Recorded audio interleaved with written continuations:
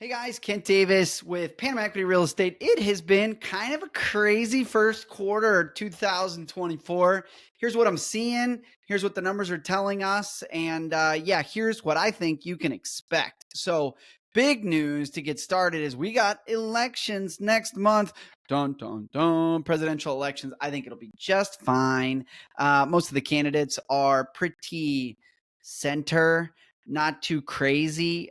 We do have Ricardo Martinelli's guy, Molina. I don't know how that's going to go. I don't see him winning. So the rest of the guys are pretty normal.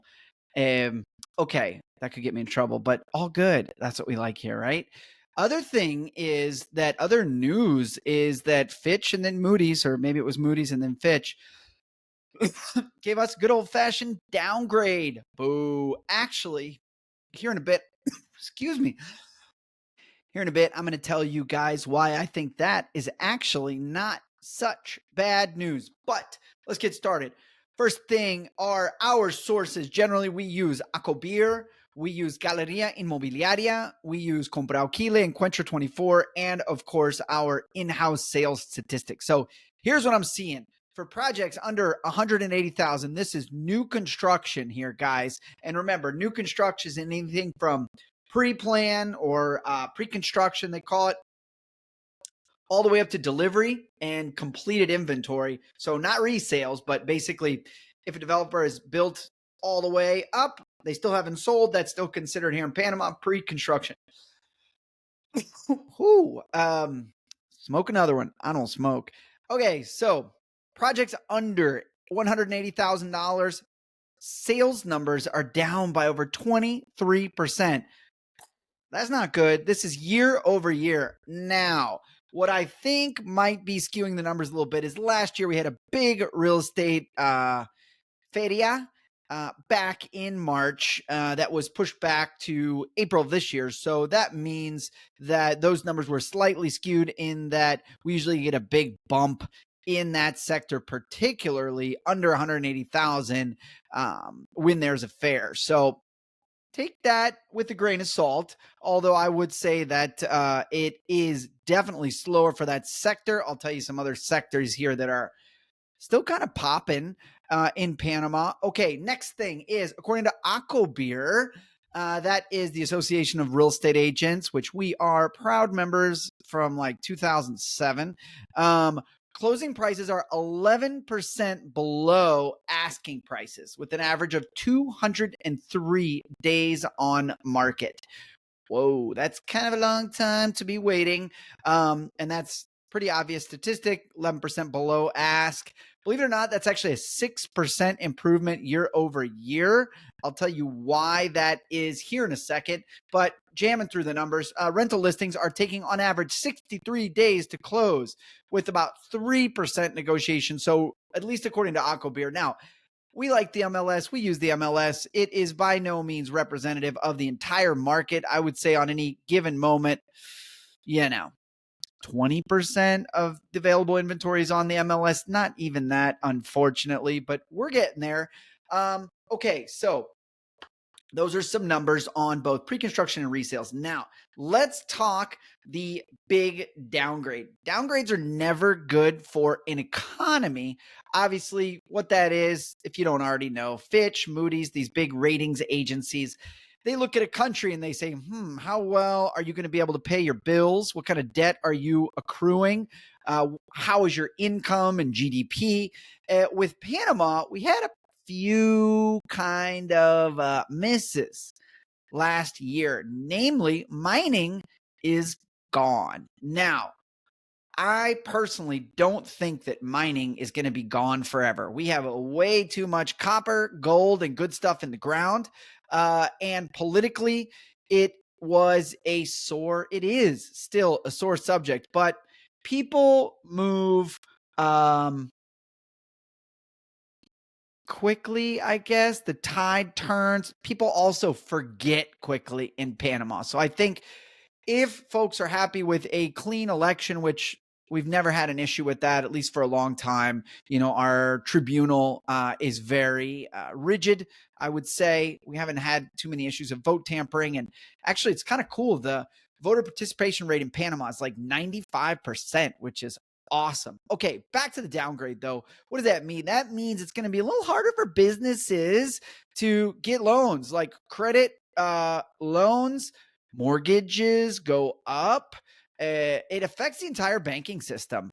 It makes it harder for Panama to raise money in the bond market, and however else governments raise money. I don't know that much about the inner workings of how Panama pays its bills other than the regular kind of like taxes and loans.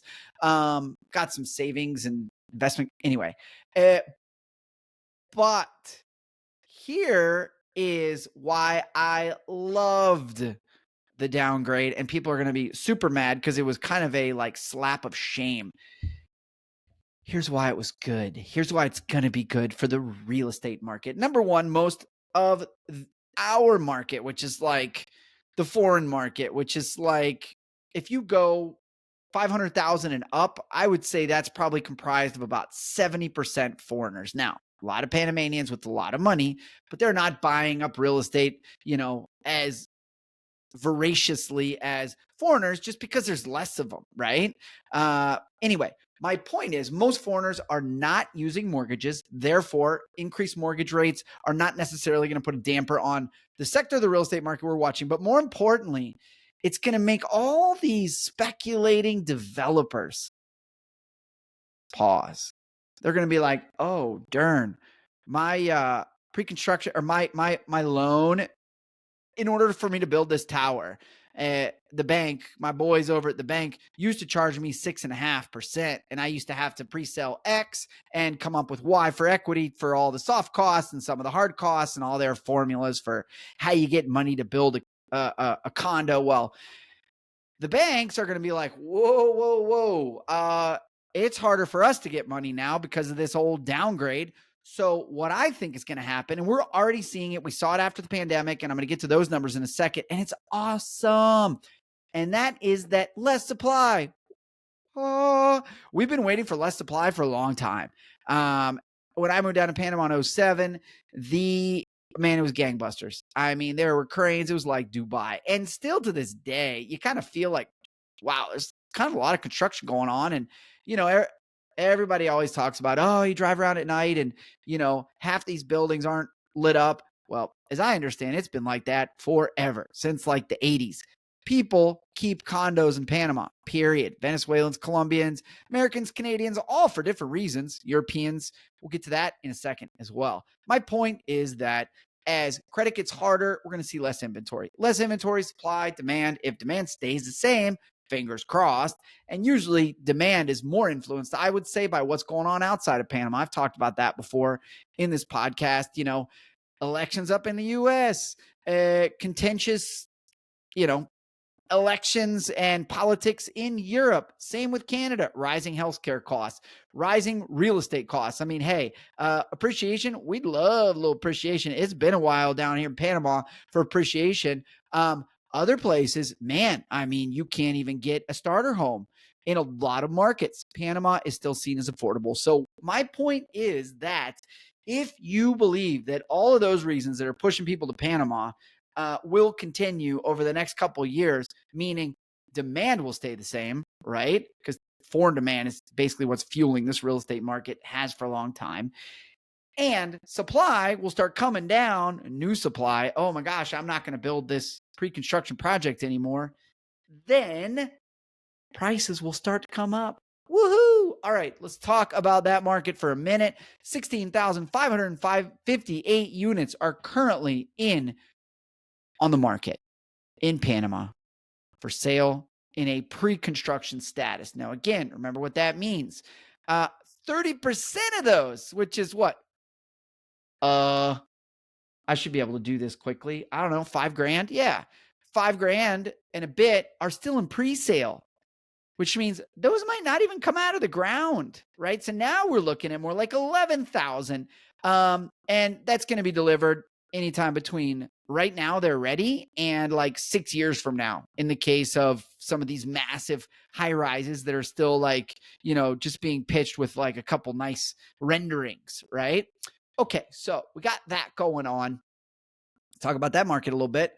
Believe it or not, the luxury section this quarter, the luxury sector this quarter, which is, I believe, 800,000 and up, was the fastest selling new construction sector out of all of them, including, the interest subsidized, which is anything under 180,000. There's tiered interest subsidies in Panama to incentivize new construction and home acquisition for mostly locals.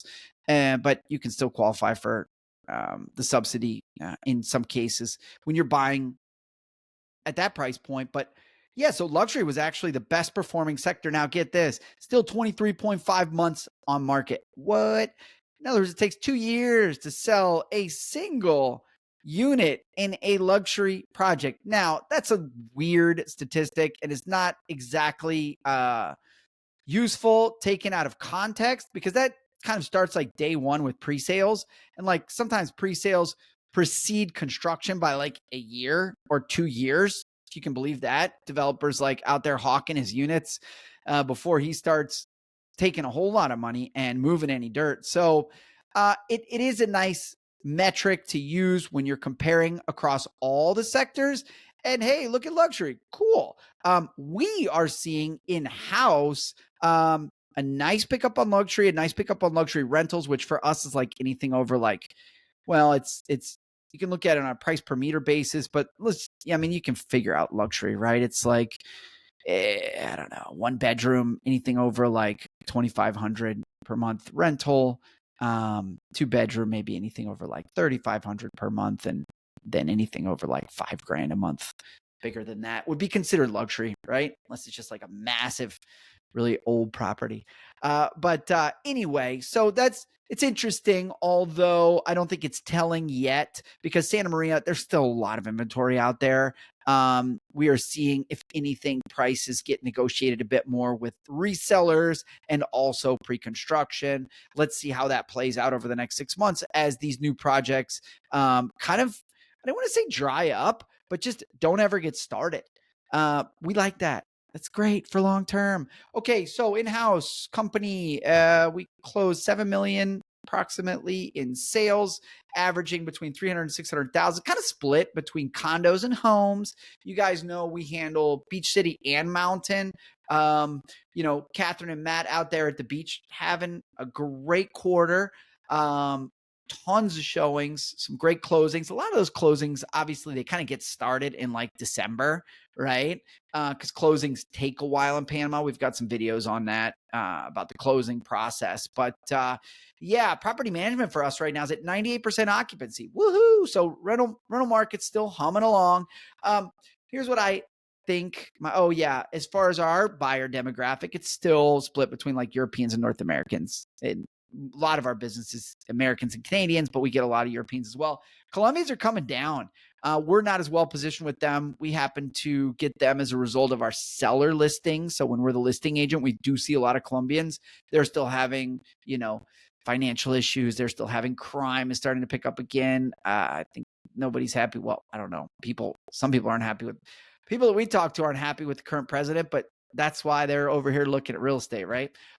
Okay, property management for us. Yep, talked about that one already. Predictions. So I've got that other prediction article I did a couple months ago, and some of them things are coming to fruition. Number one, mortgage rates are catching up with the rest of the world. Duh. That had been happening for a while now. I personally, and I'll bet anybody that makes to the end of this video, but I think we'll have mining back within the next 12 months with the new administration. We also are seeing a lot of demand for furnished 3-bedroom condos in places like Santa Maria and Costa del Este for rent.